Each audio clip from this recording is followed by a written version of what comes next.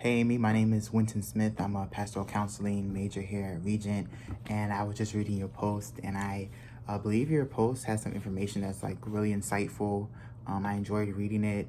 Um, I like how you started off with some statistics, and I agree. Like, we shouldn't think it's strange that, prior pandemic and after, during the pandemic now, that there are people here in home soil that suffer with mental illness and emotional distress. So I think that's something that should be researched and catered to, especially with helping professionals and scholars and researchers who are in the mental health field, and even some pastoral counselors and clergy, I think should really remain up to date with things that can, help, marginalized communities or disenfranchised people that suffer with mental illness. So I think that was really important that you mentioned. So kudos to that.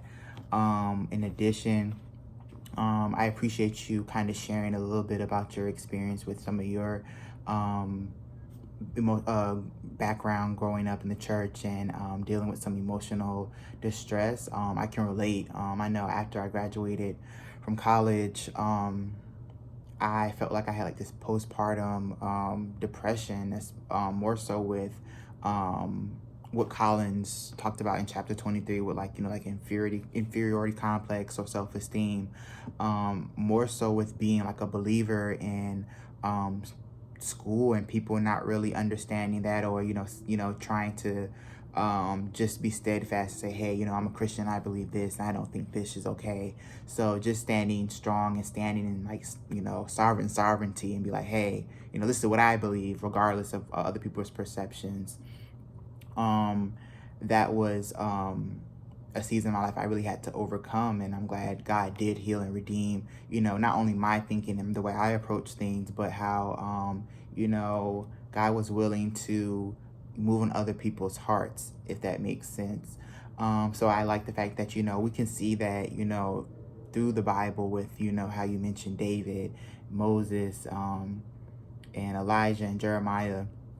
Um, I agree. I was meditating yesterday on Psalms 103, and it talked about how, God gives justice to those who are oppressed. So those who work in the mental health field, I always do feel like there's a level of hope, if we're believers and Christians, that we should have, that God will restore those who are oppressed or feel oppressed the same way he did it for us. So in conclusion, I